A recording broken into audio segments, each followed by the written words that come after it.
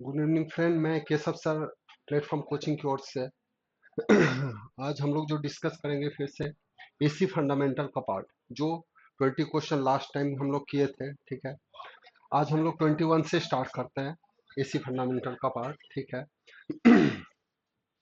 आते हैं 21 आ गया। ओके, देखिए एसी फंडामेंटल का पार्ट में ये सब पार्ट थोड़ा सा जो बेसिक मतलब जो इम्पोर्टेंट हो सकते हैं वही मैं डिस्कस कर रहा हूँ। तो 20 तक हो चुका था आपका, 21 हम आता है। ठीक है, 21 में क्या क्या है देख ले रहे हैं। दिया है question for an RL parallel circuit. ठीक है, आरएल पैरेलल सर्किट दिया हुआ है। बोल रहे हैं 240 वोल्ट सप्लाई है, 20 ओम आपका ये रजिस्टर है। वाले पेन ले लें हम। 20 ओम का रजिस्टर दिया है, 48 ओम का इंडक्टर दिया है। कैलकुलेट बोल रहे हैं apparent power, true power, reactive power, power factor, बहुत सारा पार्ट दिया है इसमें। ठीक है, तो सप्लाई वोल्टेज कितना है 240, रजिस्टर का मान 20, आपका इंडक्टर का मान 48। ठीक है, तो हम इसमें पहले यहाँ से एक पैरेलल सर्किट ले लेते हैं। ठीक है, ये है पैरेलल सर्किट जिसमें रेजिस्टेंस का मान दिया है 20, इसका मान दिया है 48 ओम, ये दिया है 20 ओम। वोल्टेज सप्लाई कितना है आपका? सप्लाई वोल्टेज है 240। ठीक है 240 वोल्ट। ठीक है, अब इसमें हमको फाइंड करना है क्या? अपरेंट पावर, रियल पावर आपका, फिर रिएक्टिव पावर। तो इसमें ये थोड़ा ध्यान रखना है, ये है हमारा P, ये होता है Q। अब रियल पावर पूछा जाए तो हमको एक्चुअल में निकालना है V² बटे R, सिंपल सा निकाल देंगे क्योंकि पैरेलल में है। ठीक है, रिएक्टिव पावर निकालना है तो आप V² बटे XL भी कर सकते हैं, यहाँ से ये ऐसे भी निकाल सकते हैं। ठीक है, ये हो गया आपका रिएक्टिव पावर। और एपरेंट पावर जो है ये क्या होता है? Root under P² plus Q², that is the apparent power. ये आपका एपरेंट पावर है। और इसमें एपरेंट पावर, रियल पावर पता हो और रिएक्टिव पावर पता हो तो इसका ये होता है पावर ट्रायंगल। ये है P, ये है Q, ये है S, that is apparent power. ये एक राइट एंगल ट्रायंगल है। ये अगर थीटा है तो हमारा टेन थीटा लिखते हैं कितना? टेन थीटा लिखा जाता है Q/P। और अगर कॉस थीटा पूछा जाए तो कॉस थीटा क्या होगा? P/S। ठीक है, ये होता कॉस थीटा। तो अब हम आते हैं मान के ऊपर, सबका मान निकाल लें। V² बटे R। ठीक है, V²/R, पहला ये पार्ट के लिए हम निकालें रियल पावर, तो रियल पावर कितना हो जाएगा? ये आएगा 240 गुना 240 बटे R का मान कितना है? 20। ये कट जाएगा, 20 दूना 12 से कट जाएगा ये, तो ये आ जाएगा कितना? 12 जीरो 2880। इसका यूनिट क्या होता है? वाट। रियल पावर का यूनिट लेना है वाट। ओके, अब आते हैं रिएक्टिव पावर। रिएक्टिव पावर का आपका वोल्टेज दिया है 240, फिर से गुना करिए 240 बटे कर दीजिए कितना? 48। ठीक है, 48। तो इसको अगर हम यहाँ से करें 5 टाइम्स में ये कट जाएगा 40, ये 5 टाइम्स में कट जाएगा। 5 × 0 5 24, यस। तो ये आपका कितना हो रहा है? 240 × 5 कर दीजिए मल्टीप्लाई, तो 0 0 5 10 2 12, ये 1200 हो रहा है क्या? भार। ठीक है, ये कितना हो रहा है? भार। तो रियल पावर है 2880, ये हो गया आपका 1200 भार। ठीक है, और इन दोनों का मल्टीप्लाई करने पर जो आएगा, यानी ये है कितना? 2880 का स्क्वायर प्लस 1200 का स्क्वायर, ये करके रूट में निकाल दीजिएगा तो ये लगभग में 3120 समथिंग में आता है, जिसको लिखते हैं वोल्ट एम्पियर में इतना। ठीक है, that is the apparent power. तो रियल पावर निकालिए, रिएक्टिव पावर निकालिए, दोनों का यूज करके हमारा फॉर्मूला क्या है? अपरेंट पावर का P² प्लस Q² का रूट, रूट लगा दिए, that is known as the volt ampere. Apparent power को मेजर किया जाता है वोल्ट एम्पियर में। अब हमारा पावर फैक्टर बचा, तो पावर फैक्टर हमारा क्या है कि यहाँ से अगर हम कॉस थीटा का मान निकालें, कॉस थीटा का मान, तो वो कितना होना चाहिए? क्वेश्चन में आता है कॉस थीटा, यानी हमारा कॉस थीटा जो होता वो कितना होता? P/S। P कितना निकला है? 2880। और ये कितना निकला है 3120। ये करेंगे तो ये लगभग में आंसर कौन सा आ जाएगा, फर्स्ट। ठीक है, क्योंकि 2880 रियल पावर, रिएक्टिव पावर कितना है 1200। तो ये देखिए किसी में मैच नहीं कर रहा है, इसमें मैच कर रहा है। तो आपका एफरेंट पावर कितना है ये, और पावर फैक्टर क्या हो गया 0.92। देखिए ये क्वेश्चन में मैंने बहुत सारा पार्ट दे दिया था ताकि आपको एसी में चार टाइप के पावर मतलब होते हैं एक तरह से, एक कॉम्प्लेक्स होता है, एक अपरेंट होता है, एक रियल होता है और एक रिएक्टिव होता है। आपको इसमें से रियल, रिएक्टिव और ट्रू पावर को हम और भी नाम से बोला जाता है, एक्चुअल पावर या एवरेज पावर या आरएमएस पावर, ये भी नाम होता है। ठीक है, active power that is known as the, सबका यूनिट क्या होता है वाट। और रिएक्टिव पावर को एक तरह का इमेजिनरी पावर बोलते हैं। तो आंसर इज दिस। ठीक है, आते हैं नेक्स्ट क्वेश्चन। Question number 22। 22 दिया हुआ है, आर का मान दिया है 1 किलोवाट, कैपेसिटर का मान दिया है 1 माइक्रोफराड, एल का मान दिया है 0.2 Henry, connected in series with this voltage this. ठीक है, यानी एक सीरीज सर्किट है जिसमें ये रजिस्टर है, ये इंडक्टर है और ये कैपेसिटर दिया है। वोल्टेज सोर्स आपका कनेक्ट कर देना है, इतना कितना है वोल्टेज सोर्स 150 वोल्ट, भी बराबर 150 साइन 377 टी, ये दिया हुआ है। ठीक है, आर एल सी का मान दिया, what is the maximum current delivered by the source. ठीक है, देखिए मैक्सिमम हमारा करंट कितना होना चाहिए, ऑप्शन में देख ले रहे हैं यहाँ से, ये ऐसा है। ठीक है, तो देखिए मैक्सिमम करंट के लिए हमारा क्या है, आर का मान दिया है, सी और एल दिया है। तो इसमें पहले हमको निकालना पड़ेगा एक्सएल। एक्सएल का फॉर्मूला क्या था, ओमेगा एल। ओमेगा कितना दिया है, ओमेगा का मान दिया है ये, क्योंकि इसको लिखते हैं साइन ओमेगा टी। ये होता है इसका वीएम, ये क्या है वीएम, मैक्सिमम वोल्टेज। ठीक है, तो मैक्सिमम वोल्टेज कितना है 150, ओमेगा का मान कितना है 377। तो आप इसमें इसका मान रख दीजिए 377 गुना 0.टू। ठीक है, ये करने पर हमारा कितना आ जाएगा, ये जो भी आ रहा है यहाँ से करने पर ये कर जाएगा 4, 2 7 14 15, फिर 3 दूना 6 एक 7, मतलब ये आ जाएगा 75.4। ठीक है, ये आ जाएगा 75.4 इतना, ये हो गया ओम। ठीक है, फिर एक्सी, एक्सी का भी मान निकालना पड़ेगा आपको। एक्सी कितना होगा 1/ओमेगा सी।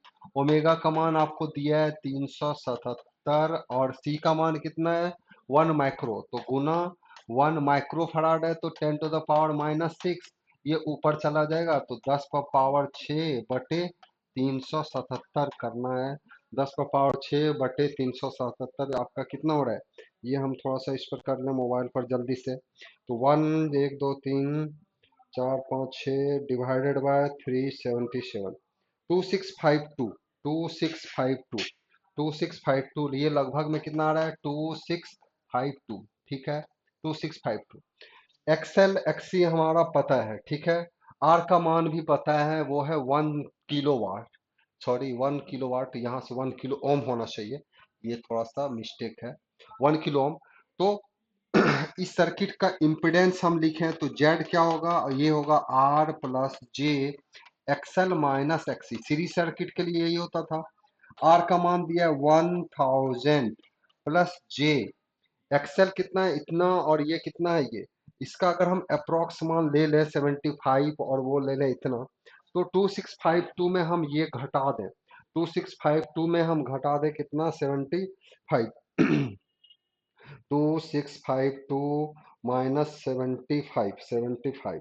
ठीक है, 2577, 2577 का हम क्या कर दें स्क्वायर कर दें।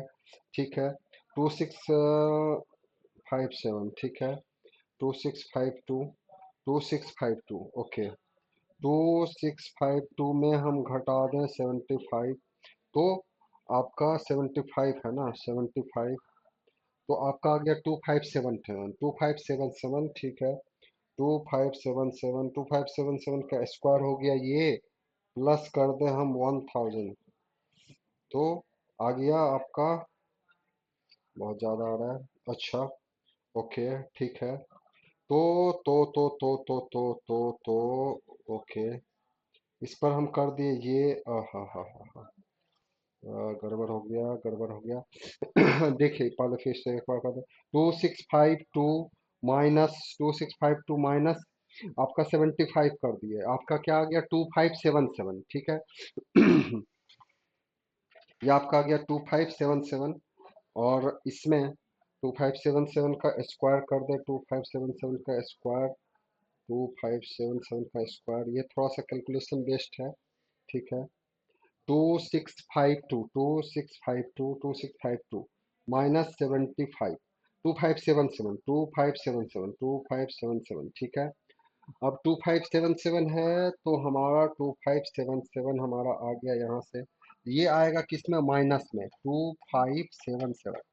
अब इसका मैग्नीट्यूड निकाल दें, मैग्नीट्यूड का मतलब है रूट अंडर दिस का स्क्वायर प्लस 2577 का स्क्वायर, इसका स्क्वायर करना है। अब इसका स्क्वायर करके जो आ रहा है यहाँ से, इसका मतलब है इसका हम स्क्वायर कर दें 2577 का, तो ये आ रहा है 6640 इतना, फिर इसमें बराबर इतना प्लस 1000, तो 1000, 1 2 3 4 5 6, 7640, 7640 929, 7640 929, ठीक है। तो इसका 7640 929, 7640 ठीक है। ओहो, 7640 929, ठीक है। इसका रूट आ रहा है 2764, ठीक है। अब हमको इसमें पूछा जा रहा है, यानी इसका कितना आ रहा है 2764 ले लीजिए इसका अप्रॉक्स, ठीक है। ये हो गया इम्पिडेंस का मैक्सिमम। तो इम्पिडेंस आ गया ये। अब इसमें मैक्सिमम करंट पूछा है, तो मैक्सिमम करंट के लिए आपको क्या करना पड़ेगा, मैक्सिमम वोल्टेज लेना पड़ेगा। तो हम इसमें आई बराबर क्या लेंगे, वी मैक्सिमम बटे जेड। वी मैक्सिमम कितना निकला है, वन, वी मैक्सिमम कितना है 150 डिवाइडेड बाय कर दीजिए 2765, 2765, तो 150 डिवाइडेड बाय 2765, 150 डिवाइडेड बाय 2765, ये आ रहा है 0.054। ये आंसर इज दिस, यानी ये कितना आ रहा है 0.054। इसको अगर हम मिली में चेंज कर दें तो आंसर क्या आ जाएगा 54 मिली एम्पियर। ये थोड़ा सा बड़ा क्वेश्चन था, कैलकुलेशन बेस्ड। आपको क्वेश्चन ऐसा दिया रहेगा एग्जाम में ताकि ये कैलकुलेशन सिंपलेस्ट हो जाए, इम्पिडेंस आपका सिंपल सा निकल जाए। देखिए मैक्सिमम पूछा है इसलिए मैक्सिमम, लेकिन इसमें पूछ देता कि सिंपल सा करंट क्या होना चाहिए, तो आपको इसका आरएमएस वैल्यू लेना पड़ता है। यानी तब हम क्या करते, जो आया है इसको और डिवाइड कर देते, 150 डिवाइडेड बाय रूट 2 करना पड़ता, ठीक है। तब वो होता हमारा एग्जैक्ट, ओके। तो अगर आपका मैक्सिमम पूछ दे तो डायरेक्ट मैक्सिमम वैल्यू ले लेना है 150, आपका वो नहीं लेना है 150 बाय रूट 2 नहीं ले सकते हैं, क्योंकि आपका वहां पर रूट 2 आपका करना पड़ेगा जब आपसे सिंपल सा करंट पूछा जाए इसके लिए तब। तो ये थोड़ा सा पार्ट बड़ा था, कैलकुलेशन बेस्ड था, तो ठीक है आपको क्वेश्चन सिंपलेस्ट देगा, ऐसा नहीं करेगा।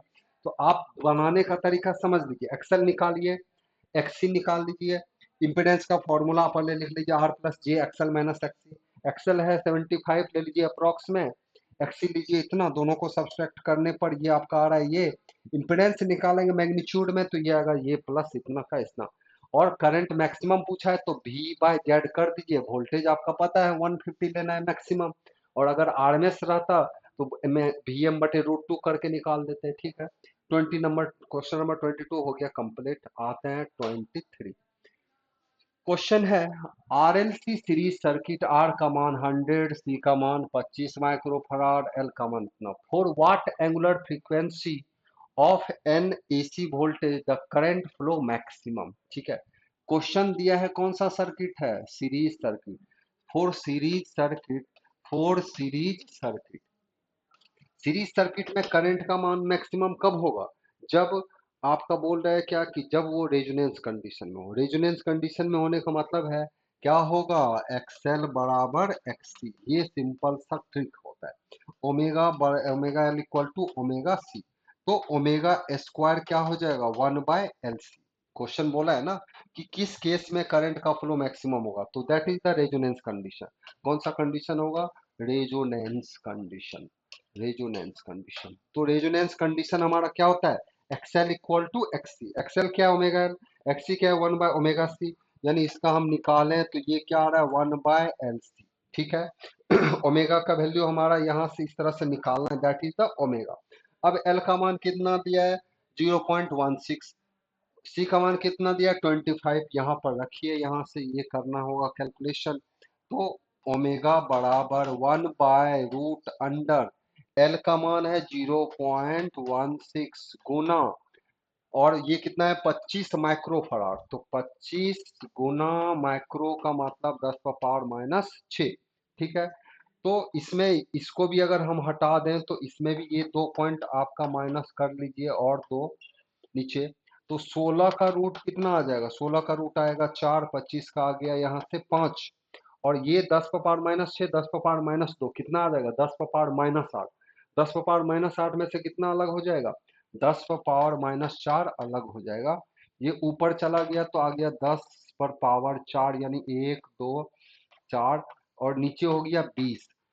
20 से कट जाएगा ये, 20 पंचे 100, तो ये आ गया 500। आंसर क्या है, 500। ओमेगा का मान 500 रेडियन पर सेकेंड। सिंपल सा क्वेश्चन था, वो चाहता था कि आप करंट का फ्लो मैक्सिमम बोलने का होता है, आप रेजोनेंस का टर्म यूज करिए। रेजोनेंस कंडीशन यूज करने का मतलब XL equal to XC, omega का मान निकालना था, ये ओमेगा का मान निकाल लेते ऐसा। ठीक है, कभी कभार रेजोनेंस बोलता नहीं है, लेकिन आपको फाइंड करना पड़ेगा। ओके, नेक्स्ट आता है क्वेश्चन 24। बोला है when an AC power is applied to the reactive load then the voltage is ठीक है। बोला है जब एसी पावर हम अप्लाई करते हैं कौन सा लोड में, रिएक्टिव लोड। रिएक्टिव लोड का मतलब होता है आपका एक तरह का इंडक्टिव लोड या कैपेसिटिव लोड। ठीक है। तो बोल रहा है क्या कि वोल्टेज और करंट के बीच में क्या होगा, तो आप ये समझिए कि जब हमारा लोड तीन टाइप का होता है, एसी में लोड कितने टाइप का होते हैं, तीन टाइप के, लैगिंग, लीडिंग और यूनिटी पावर फैक्टर। अगर हमारा लैगिंग है तो वोल्टेज के साथ में, यहां से ये वोल्टेज के साथ में अगर लैगिंग है तो करंट लीड करता है, सॉरी पीछे रहता है 90 डिग्री से। अगर लीडिंग होगा तो ये आपका करंट 90 डिग्री से ऊपर रहता है कैपेसिटर में, और अगर रजिस्टर रहा तो किधर रहेगा, इधर, ये होगा करंट। तो ये किस लोड के लिए आता है, आर के लिए ये आता है, कैपेसिटर के लिए ये आता है, इंडक्टर के लिए। तो लैगिंग लोड यानी रिएक्टिव लोड जब भी बोला जाए, इसका मतलब है कौन सा लोड है, या तो लैगिंग या तो लीडिंग, या तो लैगिंग या तो लीडिंग, ये सिंपल समझिए। और लैगिंग या लीडिंग में हमारा करंट का मान कितना एंगल पर रहता है वोल्टेज करंट के साथ में, 90 डिग्री। तो देख लेंगे, in phase with the current, no. 90 degree out of the phase with the current. ठीक है, वोल्टेज जो होगा वो क्या होगा, 90 degree out of the this, yes. 180 degree, no. 270, no. तो आंसर क्या होगा, 90 degree out of the phase with the current. ठीक है। तो 90 डिग्री के साथ में वोल्टेज और करंट का आपका फेज एंगल का डिफरेंस रहता है, चाहे वो लैगिंग हो चाहे वो leading, that is the reactive load का ये एक टर्म रहता है। ठीक है। तो ये क्वेश्चन क्लियर हो गया। आते हैं next question. Question number next 25 क्या है, the phasor current through a 200 ohm resistor assuming a voltage 200 volt VRMS at an angle 0 degree applied across it। ठीक है, at an angle 0 degree apply across it is तो हमारा क्या दिया है, 1 ampere RMS current flow होगा at angle of the 0 degree. 1 ampere current होगा 45, 1 ampere current होगा 90 डिग्री, 1 एम्पियर दिस। ठीक है। तो फेजर करंट दिया है through a 200 ohm resistor assuming a voltage इतना। ठीक है, ये सिंपल समझिए, ये वोल्टेज सोर्स है, इसके साथ में एक रजिस्टर दिया है, ये है 200 वोल्ट आरएमएस दिया है। ये कौन सा वैल्यू है आपका, आरएमएस वैल्यू। ठीक है, 200। तो इसमें हमारा ये लोड कितना है, 200 ओम। करंट हमारा पूछ रहा है कि करंट जो आपका होगा वो क्या होगा, वी बाय आर। चूंकि रजिस्टिव लोड है तो वी बाय आर सिंपल सा कर देंगे, एक तरह का ये डीसी सर्किट है, इंडक्टर सब नहीं है, इंडक्टर कैपेसिटर नहीं है। तो हमारा करंट क्या होगा, वी आर एम एस बटे आर। तो ये 200 बटे 200 कट के कितना हो गया, 1। तो हमारा ये क्या होगा, 1। अब हमारा लोड कौन सा है, ये लोड है रजिस्टिव। रजिस्टिव लोड के लिए वोल्टेज और करंट क्या होता है, सेम फेज में होता है, यानी वोल्टेज और करंट के बीच में फेज एंगल का मान क्या होगा, जीरो। तो हम देख लेंगे, करंट तो हमारा 1 एम्पियर है, ठीक है, at an angle of 0 degree, ठीक है, क्योंकि 45, 90, 180 नहीं होगा, तो आंसर इज ए। क्लियर है। क्वेश्चन नंबर 25, ठीक है। नेक्स्ट आते हैं क्वेश्चन नंबर 26। बहुत सिंपल सिंपल सा क्वेश्चन लगता है, बस आपको थोड़ा सा ध्यान रखना है। Sinusoidal current has peak factor दिया है इतना, फॉर्म फैक्टर दिया है इतना, एवरेज वैल्यू भी दिया है इतना, what is it's RMS and peak value, what is it's RMS and peak value. देखिए पहले तो सिंपल सा समझिए, एवरेज वैल्यू दिया है, ठीक है, साइनसोइडल, तो फॉर साइनोसोइडल, साइनोसोइडल, साइनोसोइडल के लिए हमारा एवरेज वैल्यू करंट का जो लिखते हैं वो कितना लिखा जाता है, 2Im/पाई, 2Im/पाई, ठीक है। तो आपका आई एवरेज वैल्यू कितना है, ये 2 एम्पियर दिया है, तो 2 एम्पियर दिया है, तो ये हो गया 2Im/पाई, तो 2 से 2 खत्म हो गया आपका, ठीक है। तो हमारा यहां से ये पाई इधर चला गया, तो आपका आई एम कितना आ गया, पाई, यानी पीक वैल्यू, इसी को हम बोलते हैं क्या, पीक वैल्यू।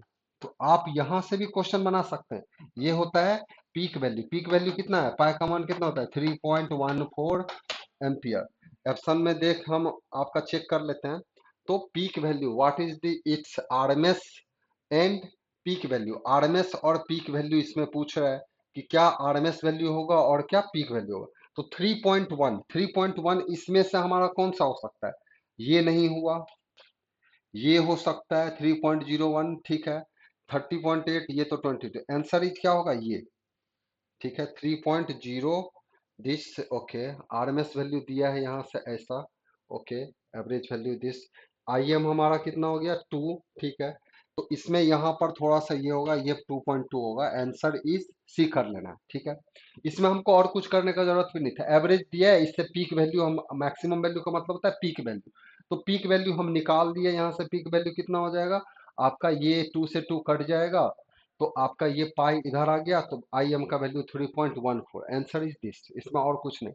अदरवाइज अगर हम बोलने के लिए बोले, क्योंकि फॉर्म फैक्टर, हमारा फॉर्म फैक्टर क्या होता है, फॉर्म फैक्टर होता है ये जो है आरएमएस बटे एवरेज। अब आरएमएस बटे एवरेज अगर हम बोलते हैं, तो ये 1.1 फॉर्म फैक्टर हम पहले लिख लें, फॉर्म फैक्टर होता है आई आरएमएस बटे आई एवरेज, ठीक है। तो आई आरएमएस बटे आई एवरेज हम करें, तो आई आरएमएस हमारा कितना हो जाएगा आई आरएमएस हमारा हो जाएगा 1.1 गुना 2, यानी ये आ जाएगा 2.2, ठीक है।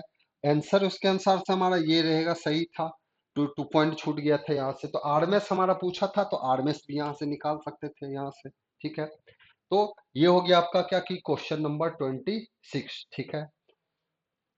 नेक्स्ट 27, 27 क्या बोल रहा है, पावर फैक्टर और result in all of the following except, power factor result in all of the following except, पढ़ा क्या है, ओवरलोडिंग के केस में of the transformer, overloading of alternator, reduce reduction in power loss, और reduction in load handling capacity of the electrical system, ठीक है। Power factor का जो रिजल्ट है वो काफी मायना में रखता है, किस केस में, ट्रांसफार्मर में हम देखते हैं कि किस तरह का पावर फैक्टर है, वहां पर उसका रिजल्ट काफी इंपॉर्टेंट होता है। पावर फैक्टर का पॉइंट्स और भी इंपॉर्टेंट होता है अल्टरनेटर के केस में, कि लोड हमारा लीडिंग लीडिंग वहां पर भी हम देखते हैं। लेकिन बोल रहा है कि power factor result in all of the following, सभी में पावर फैक्टर का रिजल्ट रहता है, ठीक है, उसका रिजल्ट इंपॉर्टेंट होता है, लेकिन except reduction in power loss, अगर हमारा पावर लॉस कम हो रहा है, या पावर लॉस हमारा वहां से इस तरह से रहता है, तो पावर लॉस के अकॉर्डिंग में बोलते हैं, तो वो किसी तरह का एक लोडिंग नहीं बोला जाता है वहां पर, कोई वो एक तरह का कोई लोड नहीं है, वो क्या है, लॉस। तो लॉस के लिए हमारा पावर फैक्टर नहीं आता है, पावर फैक्टर आता है किसके लिए, लोड के लिए। अब लोड हमारा जब लगाते हैं, वो लोड मेंशन किया जाता है, लैगिंग है, लीडिंग है, तो हम उसी के व्यू से हम पावर फैक्टर बोलते हैं, ठीक है। तो पावर फैक्टर अगर 1 आता है तो रेजिस्टिव लोड, पावर फैक्टर अगर 1 से कम आता है तो लैगिंग लोड या लीडिंग लोड हो सकता है, ठीक है। तो ये हम बोलेंगे कि reduction in the power loss में कम हो रहा है तो वो उसका मैटर नहीं बोलते हैं, पावर फैक्टर को उसके टर्म में नहीं बोला जाता है। तो सिंपल में power factor actually transformer load सबके लिए बोलते हैं, ट्रांसफार्मर के लिए, इलेक्ट्रिकल इक्विपमेंट के लिए, अल्टरनेटर के लिए, that is the AC type load के लिए हमारा बोला जाता है पावर फैक्टर इज इंपॉर्टेंट, ठीक है, नॉट फॉर द लॉसेस सबके लिए एक तरह से, ठीक है। Question number 28, higher the Q of the series circuit, क्या बोल रहा है, higher the Q of the series circuit, broader the resonance curve, narrow it's passband, greater it's bandwidth और शार्पर इट्स रेजोनेंस, ठीक है। देखिए ऑप्शन हमारा यहाँ से क्यू फैक्टर क्या होता है, क्वालिटी फैक्टर, क्वालिटी फैक्टर का मतलब होता है सिलेक्शन ऑफ इंडक्टेंस। हमारा अगर हमको एक सीरीज सर्किट के लिए इंडक्टेंस सेलेक्ट करें तो इंडक्टेंस का मान हम क्या सेलेक्ट करें जिससे कि वो आपका उसमें रेजिस्टेंस का प्रॉपर्टी कम हो, इंडक्टिव का प्रॉपर्टी ज्यादा हो। जितना ज्यादा इंडक्टिव का मान होगा उतना ज्यादा क्वालिटी फैक्टर का मान होता है।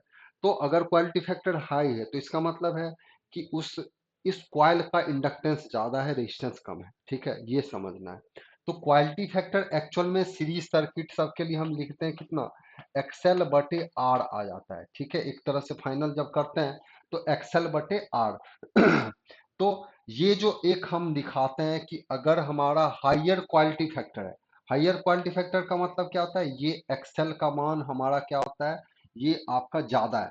अगर ये ज्यादा होता है तो ये सिंपल सर्किट समझिए, ये इस तरह से रहता है, ये इस तरह से चलता चला जाता है, ठीक है। अगर हमारा क्वालिटी फैक्टर का मान कम होगा तो कम होने का मतलब है इसका मान ज्यादा हो रहा है, ठीक है, इसका मान कम होने लगा है, तो ये क्या होगा, ये ऐसे जाना है, ऐसे जाता है, ठीक है। तो इस तरह का रहता है कि ये बैंडविड्थ, ये होता है बैंडविड्थ, ये है बैंडविड्थ, फ्रीक्वेंसी का एक तरह का बैंड बोलते हैं, ठीक है। तो अगर हम ज्यादा इंडक्टेंस का मान लेते हैं तो ये क्या होता है, ये पतला होता जाएगा और पतला होता जाएगा और पतला होता है, ये क्वालिटी फैक्टर की वजह से हमारा ये बैंड इसका कम होता जाता है। तो हम इसमें क्या बोलते हैं, इसका बैंड क्या होता है, नैरो स्पार्स बैंड, जो पास फ्रीक्वेंसी होता है पास बैंड का वो हमारा एक तरह से कम रहता है, ठीक है। तो higher the quality factor, higher the reactance, higher the quality, inductance का मान ये सब रहता है। और इंडक्टेंस सब का मान हाई हो तो इसका मतलब है क्या, कि उसका पासबैंड जो होता है नैरो हो जाता है, नैरो इट्स पासबैंड, ठीक है। तो question number 28 completed. 29, question number 20 क्या है, all the rules and law of DC circuit also supply to AC circuit, ठीक है, एसी सर्किट। तो all the rules and law of DC circuit also supply to AC circuit, जो भी DC circuit का rule और regulation है, DC circuit unidirectional है, वो उसमें सिर्फ रेजिस्टिव लोड होता है, कैपेसिटिव इंडक्टिव का कोई फर्क नहीं होता है, हमेशा यूनिटी पावर फैक्टर लोड पर वर्क करता है। तो अगर वैसा ही रूल आपका एसी सर्किट पर सप्लाई हो तो इसका मतलब है हमारा उस सर्किट में क्या होना चाहिए, कैपेसिटर होना चाहिए नहीं, इंडक्टर नहीं, रजिस्टर ही होना चाहिए सिर्फ, क्योंकि डीसी सर्किट में सिर्फ कौन सा एलिमेंट वर्क करता है, ओनली एंड ओनली रेजिस्टिव, ठीक है। तो डीसी सर्किट एक प्योर रेजिस्टिव टाइप का सर्किट है जिसका पावर फैक्टर होता है 1, इंडक्टर कैपेसिटर लगा रहे उसको लेकिन उसका फंक्शन नहीं होगा, ठीक है। तो आंसर इज सी। आते हैं नेक्स्ट क्वेश्चन।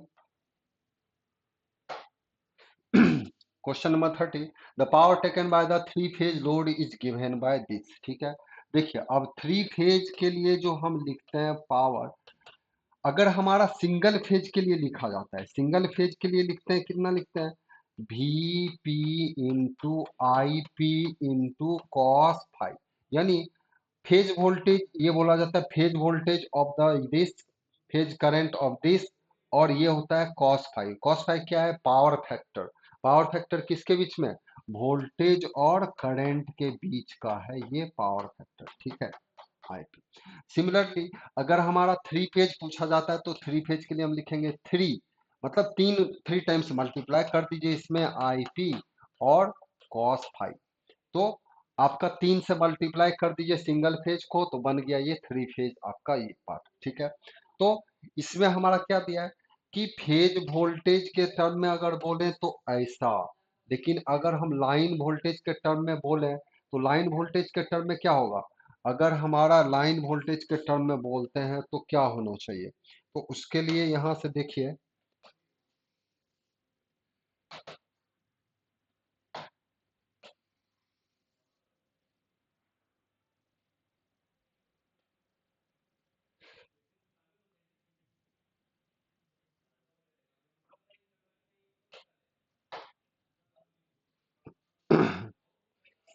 ठीक है, इसके लाइन वोल्टेज के लिए इसमें देखें तो 2930 लाइन वोल्टेज के लिए हम क्या लिखते हैं कि अगर हमारा ये लाइन वोल्टेज के साथ में रिलेशन रहता है कि वी एल बराबर √3 इंटू वीपी और आई एल बराबर आई पी, ये होता है किस सिस्टम के लिए? स्टार सिस्टम, इसको बोलते हैं स्टार, थ्री फेज में स्टार सिस्टम आता है। और वी एल बराबर वीपी और आई एल बराबर √3 टाइम्स आई पी, ये होता है कौन सा सिस्टम के लिए? Delta system. ठीक है, ये कौन सा सिस्टम है? डेल्टा, याद रहे। स्टार के लिए √3 इंटू वीपी और लाइन करंट फेज करंट बराबर होता है स्टार कनेक्शन के लिए। डेल्टा कनेक्शन अगर हम बोले तो डेल्टा कनेक्शन में याद रखना है V L equal to V P, I equal to this. तो इसके अकॉर्डिंग अगर हम रखें कि मान लीजिए चाहे स्टार रखिए चाहे डेल्टा, तो इसमें रखने पर हमारा क्या आता है कि वी पी, ये स्टार कनेक्शन लीजिए तो थ्री फेज के लिए हम लिख दिए 3 गुना वीपी का मान कितना रखेंगे स्टार के लिए? वी एल बराबर लिख दिए यहाँ से 3 √3 इंटू, ये है ना, हाँ, वीपी का मान रखेंगे ना, वीपी का मान रखना है तो आपका ये कर दीजिए, वीपी का मान हमारा क्या आ जाएगा? वी एल बटे √3 और आई एल तो वही रहेगा, कॉस फाई हो गया, कॉस फाई। √3 से √3 कैंसिल, कितना आ गया? √3 into V L I L cos phi. Answer जो है आपका वो हो जाएगा उसका फर्स्ट ए पार्ट। क्लियर है? तो ये होता क्या कि हमारा आंसर इज थ्री फेज का पावर आपका क्या रहेगा? √3 we L I L cos five. ठीक है, √3 we L I L cos five. Clear है? नेक्स्ट क्वेश्चन आता है इसमें। Okay, two sinusoidal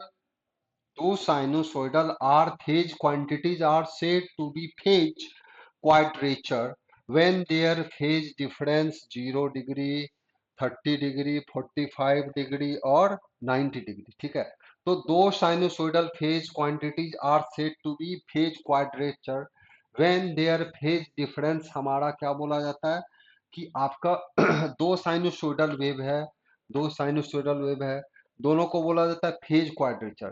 phase quadrature का मतलब होता है कि आपका एक क्वाड्रेंट, क्वाड्रेंट का मतलब कितना डिग्री? 90 90 90 90। तो हमारा दोनों के बीच में फेज डिफरेंस कितना रहेगा? फेज क्वाड्रेचर का मतलब दोनों के बीच का फेज डिफरेंस कितना रहेगा?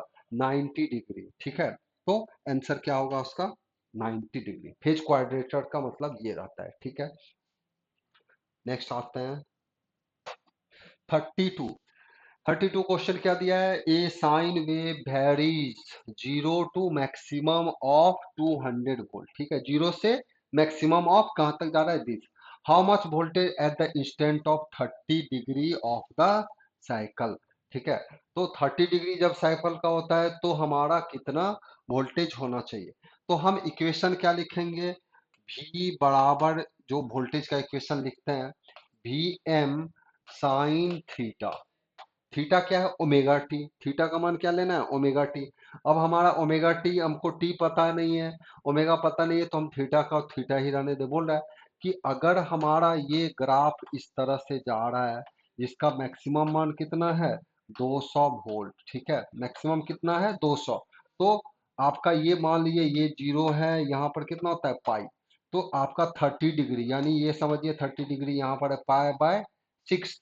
पाई/6 पर कितना मान होना चाहिए? तो Vm कितना है? 200। साइन 30 रख दीजिए, 30 रख दीजिए, यहाँ पर 30 हो गया। साइन 30 का मान कितना होता है? 1/2। 2 से कट गया, कितना? 100। 100 आंसर है, 100 वोल्ट। तो हमारा ये क्वेश्चन लेना था आपका क्वेश्चन नंबर 32 के लिए। आते हैं नेक्स्ट। ठीक है, question number 33। Inductance effect the direct current flow. ठीक है, inductance affect the direct current flow, पहला दिया है।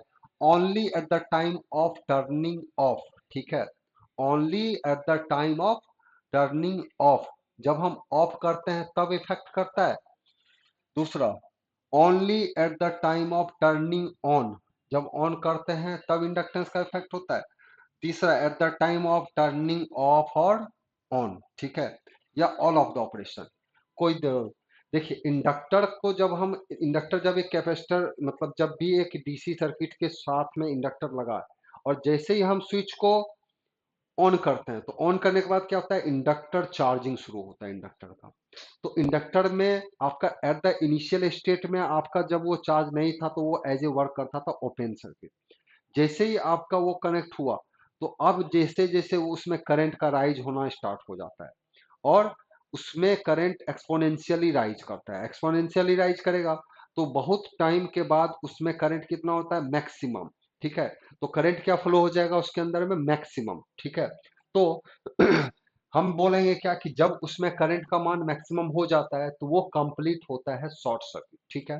तो करंट हमारा क्या रहता है एक तरह का, कि जैसे ही इसको लिखा जाता है I M one minus t to the power t by tau, ठीक है।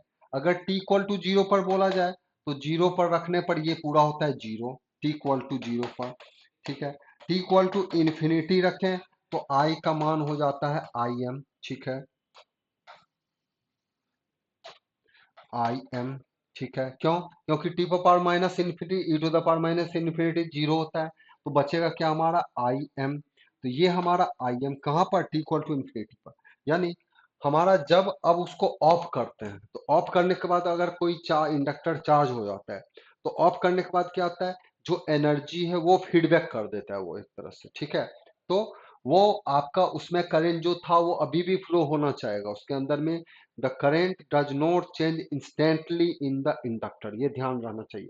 अगर आपका एक इंडक्टर को काफी टाइम तक, लॉन्ग टाइम तक कनेक्ट कर दिए, ठीक है, और उसको at t equal to zero पर ओपन करेंगे स्विच को, तो अभी भी करंट उसमें वही रहता है जो उससे पहले था। यानी अगर हमारा ये स्विच से कनेक्ट कर दे इंडक्टर को एक डीसी सोर्स के साथ में काफी लॉन्ग टाइम तक में, ठीक है, तो ये इसमें क्या होता है, ये शॉर्ट हो जाता है। और जैसे ही अब इसको हम ओपन करें टी इक्वल टू जीरो पर आपका ओपन करें तो अभी भी इसमें करंट वही रहेगा। यानी ये दोनों के केस में आपका इफेक्टिव है। तो इसलिए timing of turning of and on दोनों के लिए इंडक्टर आपका रिस्पॉन्सिबल हो जाता है डीसी सर्किट के लिए, ठीक है। और एसी में तो आपका ये एज ए एक तरह का रिएक्टेंस का काम करता है, जस्ट एज ए रेजिस्टेंस, ठीक है। तो इसका आंसर हो गया both turning of and turning on के लिए ये इफेक्टिव करता है।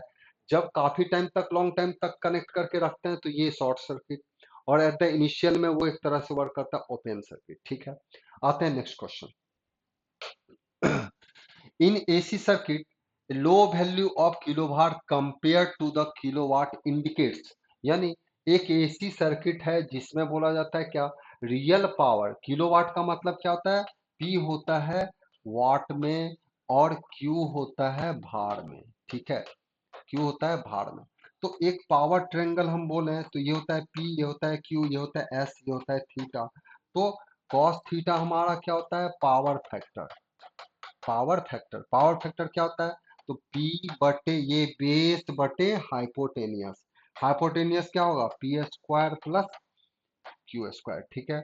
अब इसमें अगर हम ये बोले कि अगर हमारा ए लो वैल्यू ऑफ किलो भार कंपेयर टू किलोवाट, अगर P का मान बहुत ज्यादा हो Q से, तो इस तरह से ये लगभग में ये नेग्लेक्ट हो जाता है, इसको हम हटा सकते हैं। तो ये हट जाएगा तो हमारा P बटे क्या बचेगा, P, क्योंकि इसका मान लगभग में क्या मान लीजिए जीरो, जीरो हो गया तो पी स्क्वायर से रूट से कितना निकलेगा, पी, पी से पी कट जाएगा, वन हो जाएगा। यानी उस केस में ये पावर फैक्टर हमारा कितना होने का चांस होगा, ये लगभग में यूनिटी पावर फैक्टर का चांस होने का हो सकता है, ठीक है।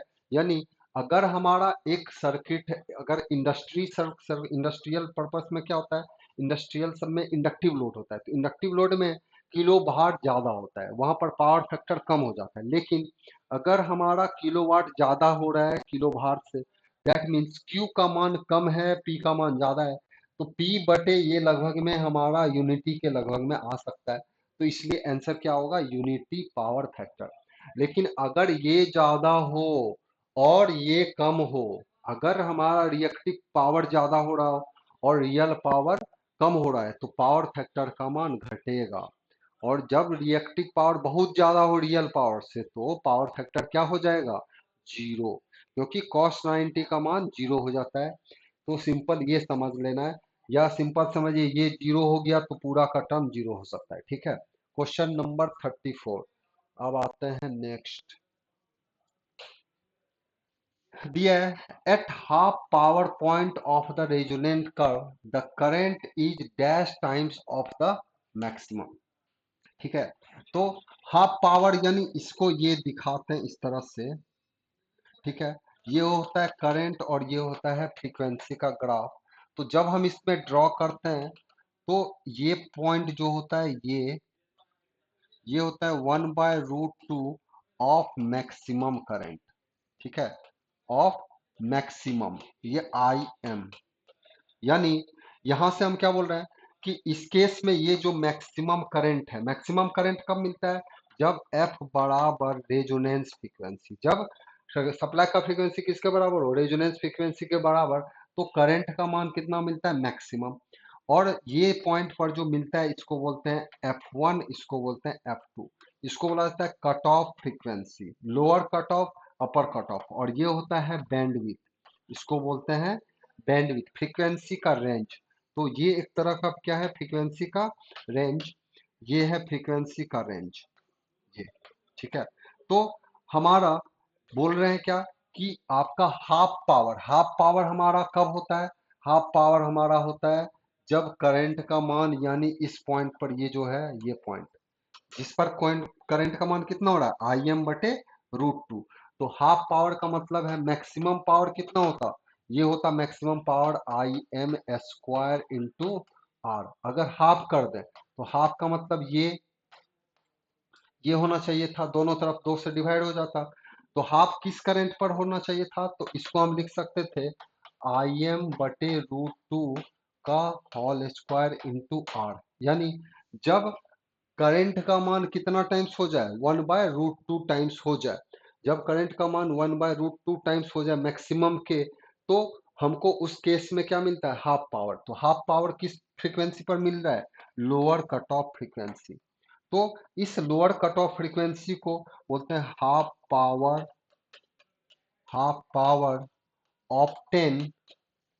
Obtain at lower and upper cut off frequency, cut off frequency, lower and upper cut off frequency पर हमारा इस फ्रीक्वेंसी पर करंट का मान कितना मिल रहा है, Im/√2, इस पर भी हाफ पावर मिल सकता है, इस फ्रीक्वेंसी पर भी हाफ पावर मिल सकता है।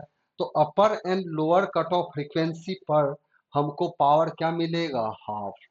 तो आंसर कितना, हाफ होने पर क्या हो जाएगा, करंट का मान कितना लेना है, 1/√2 टाइम्स ऑफ मैक्सिमम। तो आंसर कौन सा होगा, बी। ठीक है, नेक्स्ट। एट डैश फ्रीक्वेंसी, ठीक है, at dash frequency the parallel RL circuit behaves as purely resistive. तो बोल रहा है कि एट डैश फ्रीक्वेंसी पर पैरेलल आरएल सर्किट क्या कैसा बिहेव करेगा, प्योर रेजिस्टिव। ठीक है, तो हमारा ये एक आरएल सर्किट ले लीजिए। ठीक है, ये आरएल सर्किट ले लीजिए, ये सोर्स हो गया। ठीक है, अब ये आर है और ये हो गया जे एक्सएल।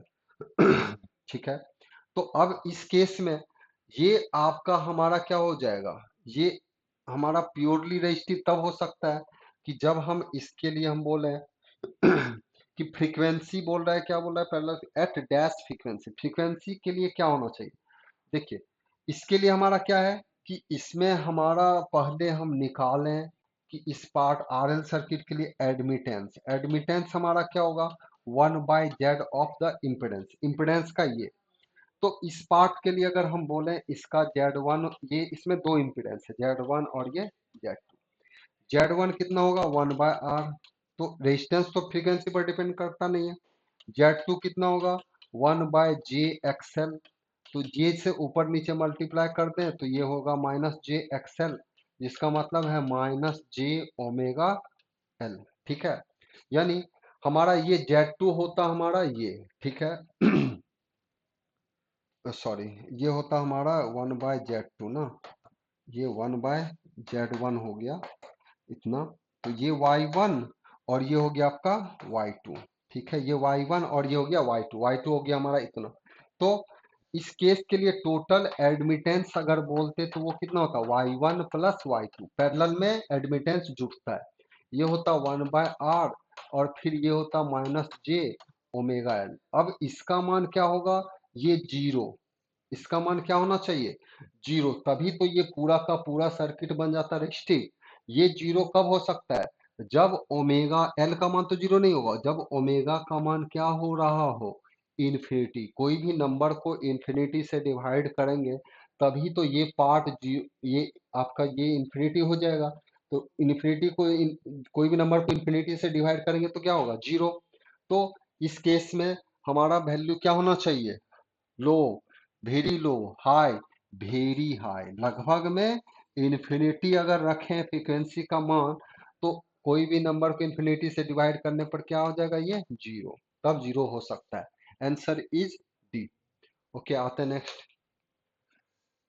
बोल रहा है the best place to install a capacitor is, पहला दिया है a very near to inductive load, across the terminal of the inductive load, far away from the inductive load, anywhere. देखिए, हमारा मैक्सिमम जो लोड होता है एसी सर्किट में वो कौन सा लोड होता है, इंडक्टिव, यानी कॉइल टाइप, यानी लैगिंग। तो आपका लैगिंग सर्किट है। अब दूसरा होता है कि रेजिस्टिव आपका लोड होता है तो पावर फैक्टर यूनिटी। अब जहां पर भी लैगिंग लोड है तो उसका मतलब है कि पावर फैक्टर उसका कम हो जाता है। पावर फैक्टर हमारा चाहिए ज्यादा, क्योंकि पावर फैक्टर ज्यादा होगा तो करंट का मान कम हो जाता है। अब अगर इंडक्टिव लोड है तो पावर फैक्टर का मान कम हो जाता है। अब उसके पार्ट को हमारा यानी रिएक्टिव पावर ज्यादा हो रहा है, इंडक्टिव का पार्ट ज्यादा हो रहा है तो इसका मतलब क्या है, रिएक्टिव पावर ज्यादा है। तो हमको पता है कि रिएक्टेंस इंडक्टेंस का अपोज कौन करता है, कैपेसिटेंस। ठीक है, तो अगर कहीं भी इंडक्टिव लोड लगा है तो आपको क्या करना है, एक कैपेसिटर लगाना है पैरेलल में, ताकि जितना आपका वो रिएक्टिव पावर आपका वो चाहिए उसको इंडक्टर को, उतना ही लगभग में अगर हम नियर टू उतना ही रिएक्टिव पावर का कैपेसिटर लगा दें तो उस केस में उसका टोटल इफेक्ट क्या होता है, कम हो जाता है। ठीक है, तो हम कैपेसिटर को वहीं लगाते हैं, ये आपका एक इंडक्टिव लोड होता है, इंडक्टिव, इंडक्टिव यानी एल लोड। इसको अब कैपेसिटर कहाँ लगाएंगे, पैरेलल में, near to the inductive load. तो जहां पर अक्रॉस में लगाना है पैरेलल में, ताकि इसका आपका ये प्लस क्यू लेता है तो ये माइनस क्यू लेगा, यानी ये इसको इसको बैलेंस करने के लिए लगा देते हैं, ताकि पावर फैक्टर का मान क्या होता है, ज्यादा होता है। तो कैपेसिटर लगा देने से हमारा क्या होता है, पावर फैक्टर जो हम लिखते हैं कॉस थीटा, वो कॉस थीटा क्या लिखा जाता है, पी बटे root under P square plus Q square. तो क्यू जो होता है वो क्या होता है, Q L minus Q C. अगर ये घटेगा तो पावर फैक्टर का मान क्या हो जाता है, बढ़ जाता है। तो क्यू जो होता है नेट इफेक्ट, नेट इफेक्ट हमारा तब आएगा जब इंडक्टर के साथ में कैपेसिटर पैरेलल लगा दें तब। ठीक है, तो हम ये टर्म यूज करते हैं किसके लिए, ये क्वेश्चन को पावर फैक्टर के फॉर्म में बोल देता, for the improvement of the power factor the capacitor connected across the inductive load resistive load. तो इंडक्टिव लोड कैसा, अक्रॉस यानी पैरेलल कनेक्ट करना। ठीक है, तो आते हैं next question. Question number 38, which of the following statement is incorrect. ठीक है, कौन सा बोल रहा है स्टेटमेंट इनकरेक्ट है। तो पहला है resistance is a passive, passive element होता है जो एनर्जी वेस्ट करता हो, जो एनर्जी लेता हो। ठीक है, दैट इज द पेसिव। और एक्टिव कौन सा होता है, जो एनर्जी सप्लाई करता है। ठीक है, तो resistance is a passive element, तो ये आपका सही है। ठीक है, which statement is incorrect, incorrect कौन सा है, तो voltage source is active element, ये भी सही है, ये भी सही है। कंडक्टेंस इज ए पेसिव, ये भी सही है, क्योंकि रेजिस्टेंस का उल्टा कंडक्टेंस होता है। अब current source is a passive element, नहीं, current source is a active element. तो एक्टिव का मतलब जो एनर्जी दे रहा है दैट इज द एक्टिव, जो ले रहा है दैट इज द पेसिव। ठीक है, तो आते हैं नेक्स्ट क्वेश्चन।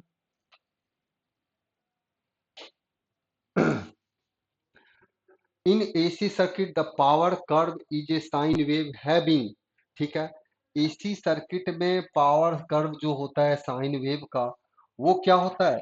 तो हमारा एसी सर्किट के लिए पावर का जो फॉर्मूला है इंस्टेंटेनियस पावर का, वो फॉर्म लिख लीजिए, half of V M I M cos theta V minus theta I plus, साथ में ही है ये पूरा साथ में, half of V M I M sine, sorry ये कॉस ही आता है, cos 2 omega t plus theta V plus theta I. ठीक है, ये करना था आपका। यहां से हमारा क्या देख रहे हैं कि अगर वोल्टेज या करंट का वेव का फ्रीक्वेंसी एफ है, तो हम इक्वेशन लिखे वोल्टेज का V M sine omega T, current का I M sine omega T, omega है वहां पर सिर्फ, लेकिन यहां पर क्या आ रहा है, इसमें तो ओमेगा नहीं आया, लेकिन यहां पर क्या होता है ओमेगा, कितना टाइम्स ओमेगा है तो 2 टाइम्स, तो इसका मतलब है फ्रीक्वेंसी क्या होगा, 2 गुना। तो पावर फ्रीक्वेंसी जो पावर है एसी का, उसका फ्रीक्वेंसी क्या होता है, फ्रीक्वेंसी होता है 2 times of supply frequency, 2 times of supply frequency. तो आंसर क्या होगा, double the frequency of the voltage. ठीक है, सप्लाई फ्रीक्वेंसी का वोल्टेज जो भी होगा सप्लाई फ्रीक्वेंसी जो होगा उसके डबल कर देना है, यानी अगर वोल्टेज का फ्रीक्वेंसी एफ है तो पावर का क्या होगा 2f। ठीक है, नेक्स्ट क्वेश्चन आते हैं 40। क्या दिया है, the ratio of the bandwidth to the resonance frequency is called. ठीक है, तो ratio of the bandwidth to the resonance frequency is called dash of the circuit. ठीक है, तो इम्पिडेंस, सब्सटेंस, क्वालिटी फैक्टर और सेलेक्टिविटी। ठीक है, तो ये ध्यान याद रखिएगा, सेलेक्टिविटी हमारा क्या लिखते हैं आपका, ratio of the bandwidth, bandwidth to the resonance frequency, resonance frequency, ये फॉर्मूला याद रख लीजिए। सेलेक्टिविटी एक यूनिट लेस फंक्शन होता है इसमें, जो कि बैंडविड्थ भी एक फ्रीक्वेंसी है, रेजोनेंस भी एक फ्रीक्वेंसी है, तो सेलेक्टिविटी क्या है, इन दोनों का रेशियो को हम बोल रहे हैं कि इसका कोई यूनिट नहीं होता है, तो bandwidth is equal, selectivity equal to bandwidth बटे रेजोनेंस फ्रीक्वेंसी, तो आंसर इज सेलेक्टिविटी। ठीक है, question number this, while drawing vector diagram of series circuit the reference vector is, ठीक है, the reference vector is, देखिए अब सीरीज सर्किट के लिए जब भी हमारा बोला जाता है रजिस्टर, इंडक्टर और कैपेसिटर, ठीक है, तो इसमें समान क्या होता है करंट। ठीक है, तो ये होता है आर, ये होता है आपका जे एक्सएल, और ये होता है माइनस जे एक्सी। तो इसके लिए अगर हम ड्रॉ करते हैं तो इसमें वोल्टेज कितना होता है आई आर, इसमें होता है जे आई एक्सएल, और इसमें होता है माइनस जे आई एक्सएल, यानी ये है सॉरी एक्सी, तो ये होता है वी एल प्लस में, और ये होता है माइनस में वी सी, ये जे और ये प्लस जे। तो इसको अगर हम ड्रॉ करें तो ये होता है आई, तो ये हो जाएगा क्या, आई आर पूरा।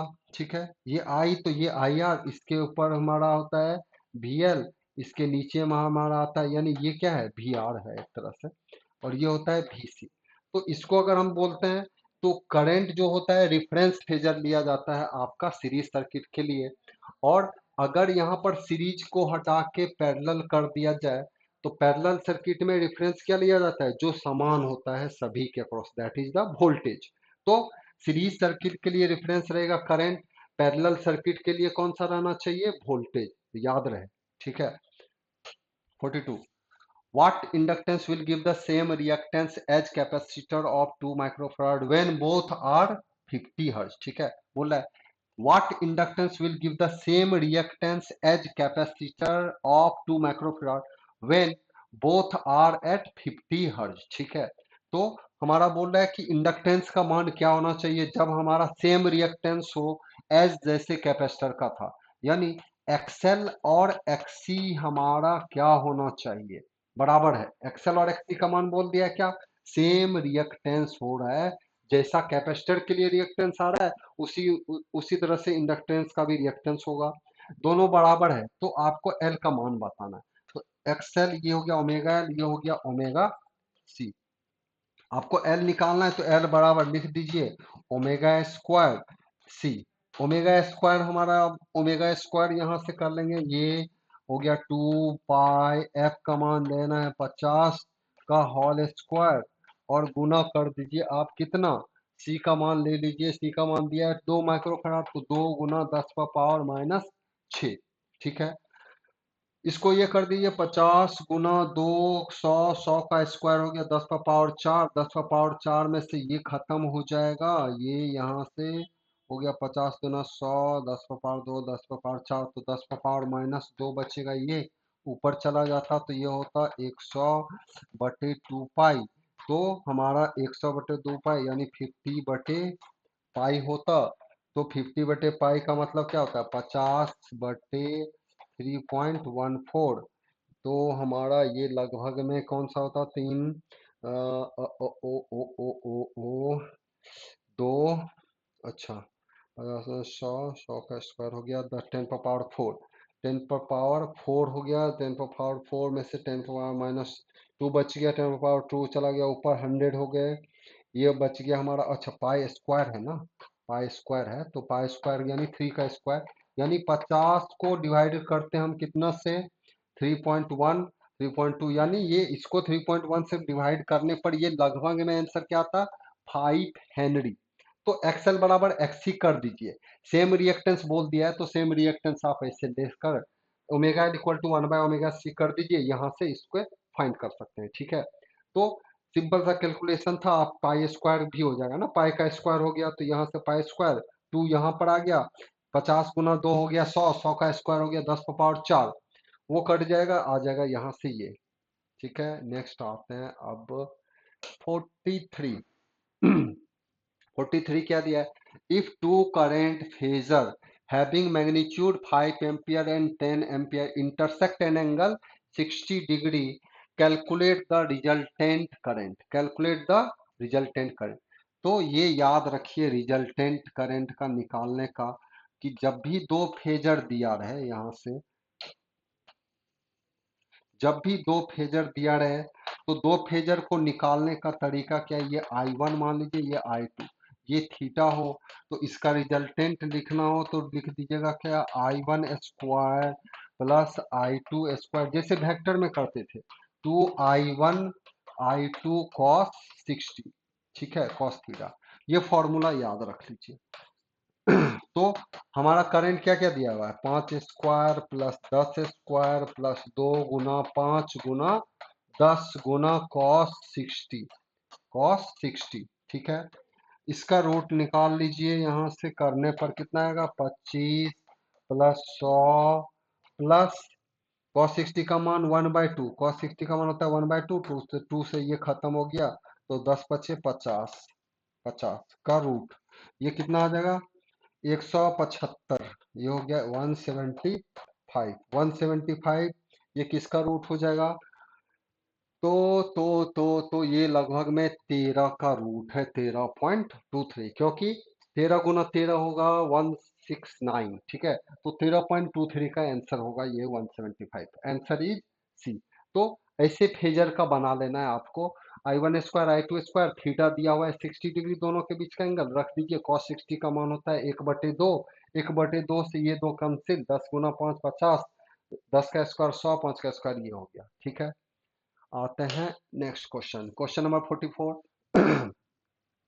The instantaneous value of two alternating voltages are given as dash, V1 equal to इतना और V2 इक्वल टू इतना। ठीक है, फाइंड द इंस्टेंटेनियस सम। ठीक है, तो आपका यहाँ से बोला है the instantaneous value of the two alternating voltage are given as this and this.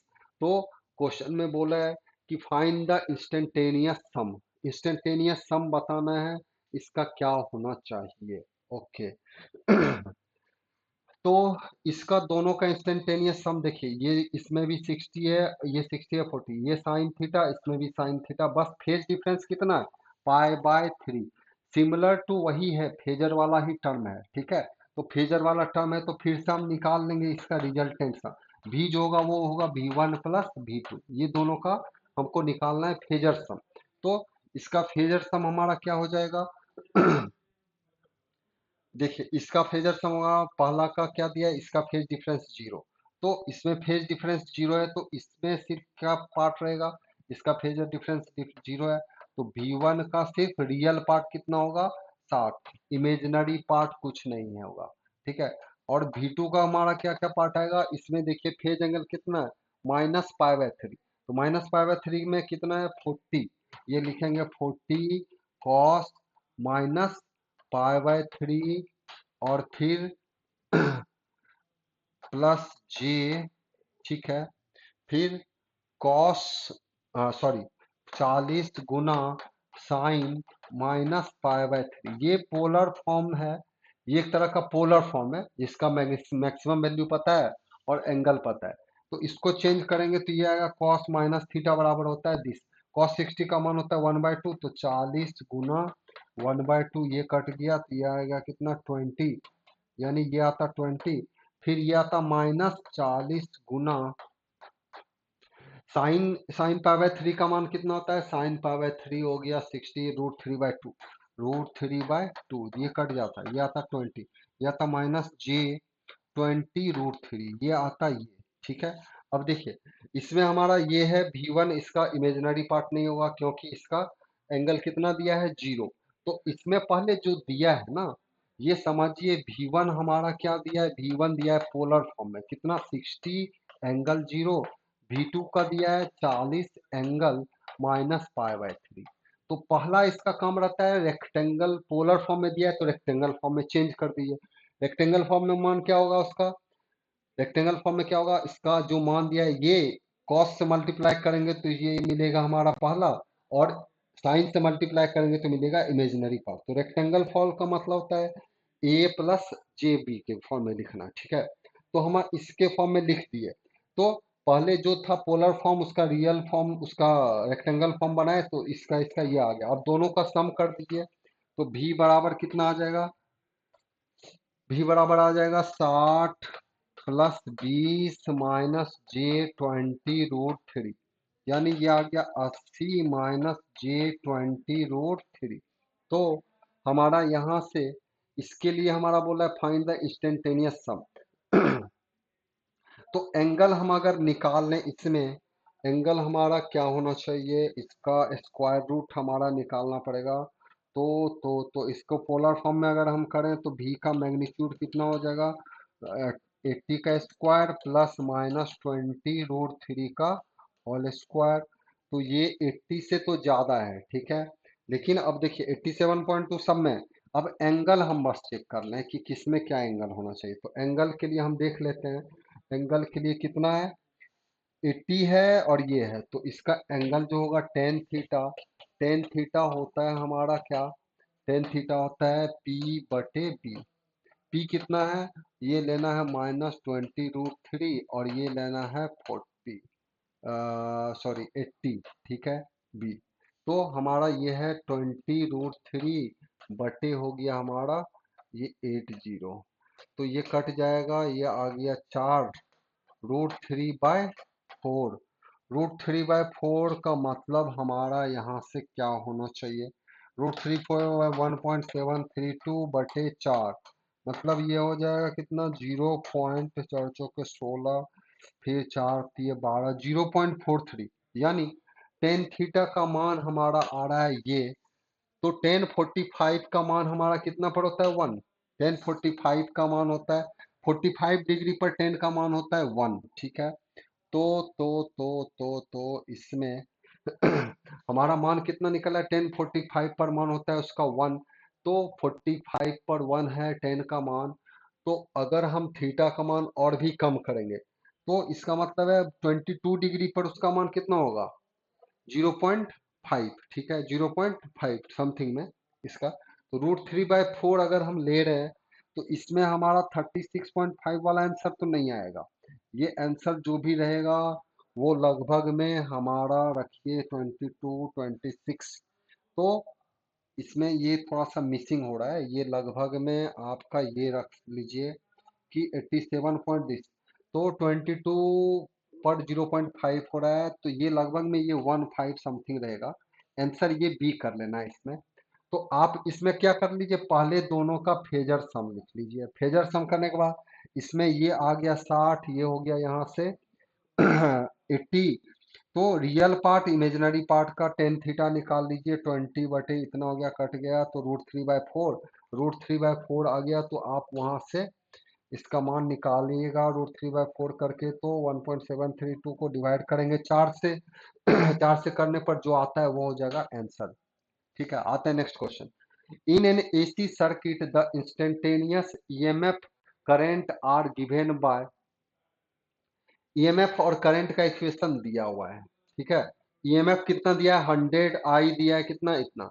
In one cycle of the average power consume by the circuit and components of the wattless current are. ठीक है, तो आपका क्या बोल रहा है कि इसमें एवरेज पावर हम पहले निकाल लें इस सर्किट का। तो एवरेज पावर का फॉर्मूला क्या है, एवरेज पावर का half of V M I M cos theta V minus theta आई।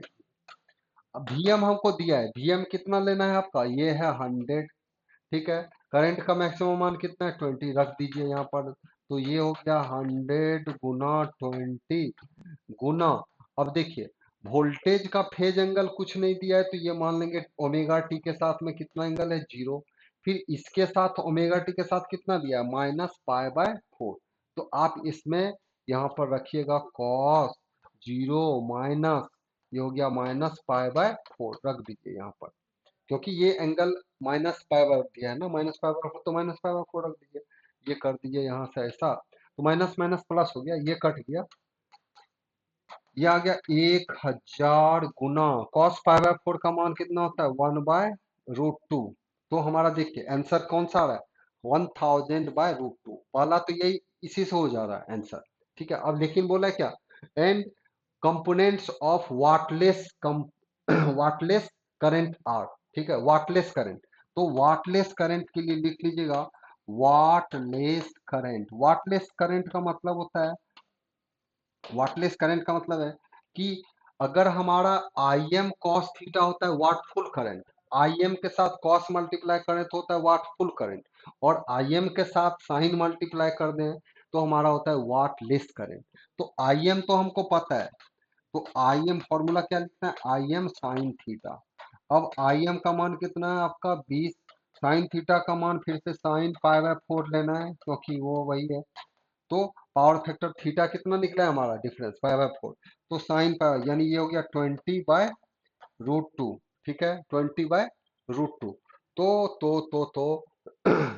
π/4 ही है ना, हाँ π/4, ओके साइन थीटा दिस, यानी ये करने पर हमारा क्या आ जाएगा 10√2, ये कट के आ जाएगा √2 से, ये आ जाता है यहाँ से √2 से मल्टीप्लाई कर देते ऊपर नीचे, तो यह आता 10√2, इसमें ये छूट गया है, तो 10√2 ये कर लेंगे, हमारा वाट फुल करंट का पार्ट होता है, क्योंकि साइन π/4 का मान भी होता है 1/√2। तो आंसर इज ए। ठीक है, ये हो गया ये एवरेज पावर, ये हो गया ये।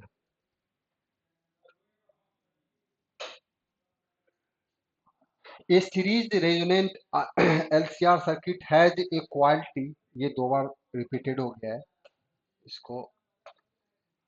ठीक है, कोई नहीं,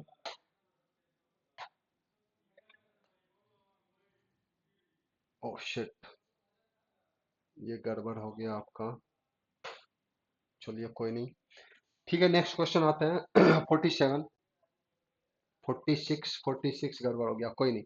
ओके, नेक्स्ट आते हैं 46, 47। If a parallel RLC circuit has excited with a source of 8 volt 50 hertz and the circuit has inductor of 1 millihenry, capacitor of 1 microfarad and resistor of this, then the power loss that occurs in the circuit is। ठीक है, parallel circuit दिया हुआ है, parallel circuit दिया हुआ है। ठीक है, वोल्टेज कितना है एक तरह का ये है, if A parallel RC excited by source of 8 volt, ठीक है, ये 8 वोल्ट का सोर्स है। रजिस्टर कितना है आपका, रेजिस्टेंस का मान दिया है 50, ये हो गया आपका। फिर ये 50 हर्ट्ज है। 1 milli henry, 1 milli henry capacitor दिया है आपका। कैपेसिटर कितना, 1 माइक्रोफराड। Capacitor 1 milli Henry. अब बोला है the power loss that occurs in the circuit, power loss कहां पर होगा, सिर्फ रजिस्टर के अंदर और कहीं नहीं होता है। इंडक्टर कैपेसिटर में हमको पावर नहीं निकालना है, तो इसके अंदर जो पावर होगा वो क्या होगा, वोल्टेज तो आपका 8 वोल्ट है, तो पावर हमारा क्या होगा, वी स्क्वायर बटे आर। हम यहां से क्या कर लेंगे, ओहो सॉरी, वी स्क्वायर बटे आर, यहाँ से, ठीक है। तो ये हो गया 8 गुने 8 बटे 50 कर दीजिए, तो 64 बटे 50, 64 को डिवाइड कर दीजिएगा तो 1, 50 140, 50 दूने 100, फिर 50 अट्ठे इतना 1 पॉइंट, यहाँ से आ जाएगा 28, आंसर हो जाएगा उसका 1.28 28 वाट कर देना है, ठीक है। 64 डिवाइडेड बाय 50 कर देना है, आंसर आ जाएगा आपका 48। Question number 48, power in three phase circuit is, power in three phase circuit में हमारा क्या दिया है, बताए थे। पावर थ्री फेज सर्किट में हम लिखे थे, थ्री फेज का पावर आप लिख सकते हैं 3 VP कॉस फाई या 3√3 VL कॉस फाइव। यानी अगर आपको फेज में बोलना होगा तो 3 से मल्टीप्लाई, लाइन में बोलना है तो √3 से मल्टीप्लाई। बताए थे कैसे चेंज कर सकते थे, स्टार से डेल्टा, डेल्टा से स्टार, ठीक है। तो यहां से इसमें देखिए 3 into phase voltage phase current, ये भी सही है। √3 VL IL, ये भी सही है। बोथ एंड ही, ये भी सही है। यानी आंसर कौन सा सबसे एग्जैक्ट है, सी, ठीक है। नेक्स्ट आता है, नेक्स्ट क्वेश्चन है a polyphase system is generated by, a polyphase system का मतलब है कि जब तक एक वाइंडिंग है तो ये सिंगल फेज बोला जाता है, ये सिंगल है। लेकिन जैसे ही एक से ज्यादा वाइंडिंग जुड़ गया, एक से ज्यादा वाइंडिंग जुड़ गया तो ये बन गया पॉली, ठीक है। तो एक से ज्यादा वाइंडिंग जैसे ही ज्वाइंट हो जाता है तो वो बोला जाता है पॉली, एक से ज्यादा हो गया, इनमें 2 3 4 5, that is the polyphase circuit, ठीक है। तो answer is the having two और मोर जनरेटेड वाइंडिंग, ठीक है, इक्वल इलेक्ट्रिकल एंगल, ठीक है, ये भी ध्यान रहना चाहिए, ये भी ध्यान रहना चाहिए। Having generated winding equal to distance, none of the above, A and C, ठीक है। तो हमारा हैविंग टू और more generated winding separated by, जैसे थ्री फेज वाइंडिंग लेते हैं तो तीन वाइंडिंग कितना एंगल पर रहता है, 120 120 120। अगर टू वाइंडिंग लेंगे तो 180 180 पर एक तरह से रख दिया जाता है, ठीक है। यहां से इस तरह से हम कर सकते हैं। तो ये आते हैं लास्ट क्वेश्चन। लास्ट क्वेश्चन क्या है, for a star connected three phase circuit, कौन सा सिस्टम है, स्टार कनेक्टेड। स्टार में हमारा क्या होता है, स्टार कनेक्टेड सिस्टम के लिए, स्टार सिस्टम के लिए हम क्या बताए थे, स्टार सिस्टम के लिए बताए थे कि लाइन वोल्टेज होता है √3 times of the phase voltage, और लाइन करंट क्या होता है, बराबर होता है फेज करंट, ठीक है, फॉर द स्टार सिस्टम के लिए। तो हमारा यहां से क्या बोला है, phase voltage is equal to the line voltage, गलत। Phase voltage is square root 3 times, square root three times, ठीक है, square root 3 times line voltage and phase current is equal to line current, देखिए तो। और तीसरा क्या दिया है, phase voltage is equal to line voltage and line current, गलत। और line current is equal to phase current, गलत। आंसर इज कौन सा है, बी, ठीक है। लाइन वोल्टेज कितना हो जाएगा, √3 टाइम्स ये, या बोल सकते हैं phase current, is phase voltage is square root √3 times, square root √3 times line voltage आपका, ये बराबर रह रहा है, और फेज करंट लाइन करंट बराबर है, आंसर इज दिस, ठीक है। तो ये है आपका एसी फंडामेंटल का जो 50 क्वेश्चन था, जो कि काफी सिलेक्टेड आपका मैंने किया था थोड़ा सा एक हद तक, कि आपका एसएससी टाइप में, एसएससी जेई के नेक्स्ट एग्जाम जो आ रहे हैं उसमें ये क्वेश्चन मोस्ट प्रोबेबल इसके अंदाज में थोड़ा सा पूछता है इसी फंडामेंटल के बेसिस पर। तो ये थोड़ा सा बेसिकली आपका थोड़ा सा कुछ स्ट्रॉन्ग रहेगा, इससे थोड़ा सा कुछ स्ट्रॉन्गनेस आप फीलिंग कर सकते हैं, ठीक है। ये आपको जो भी इसमें प्रॉब्लम आती है, आपका क्वेश्चन सब में कहीं कहीं कोई दिक्कत आ रही होगी, तो आप हमें मुझे आपका कमेंट्स बॉक्स में जरूर आप लिखिएगा, ठीक है। मैं देखूंगा, उसके बाद जो भी हो सकता है मैं उससे जो भी सॉल्यूशन वो बन सकता है मैं वो आपको सेंड कर दूंगा, ठीक है। तो अब आते हैं ये last part, that is the see you. Okay, see you in कौन से क्लासेस में? अब हम मिलेंगे आपसे next discussion classes, network theory. बहुत इंपॉर्टेंट पार्ट होता है, क्योंकि एसएससी जेई में कभी कभी नेटवर्क थ्योरी का पूरा क्वेश्चन ही उठा के डाल देता है, ठीक है। और नेटवर्क थ्योरी जिसका अच्छा है, समझिए इलेक्ट्रिकल का 5 से 10% तो उसका काफी अच्छा हो सकता है, ठीक है। तो हम नेटवर्क थ्योरी में डिस्कशन करेंगे, उसमें सर्किट बेस्ड क्वेश्चन होगा, तो उसमें मुझे थोड़ा सा टाइम भी लगेगा, ठीक है। तो लेकिन फिर भी आपका कल से वो नेटवर्क थ्योरी का स्टार्टिंग हो जाएगा, आपका नेटवर्क थ्योरी का। तो मैं केशव सर आपका लास्ट में ये बोलना चाहूंगा कि आप लोग भी थोड़ा सा जो भी है अपना देख लीजिए, इसी फंडामेंटल का रिवीजन थोड़ा सा एक बार फास्टली कर लीजिए। अब मैं मिलूंगा नेटवर्क थ्योरी के क्लास में, ठीक है। ओके। तो आज के लिए शुभ रात्रि और गुड नाइट। बहुत सुंदर, मिलते हैं अब हम लोग नेक्स्ट क्लास में। Thank you.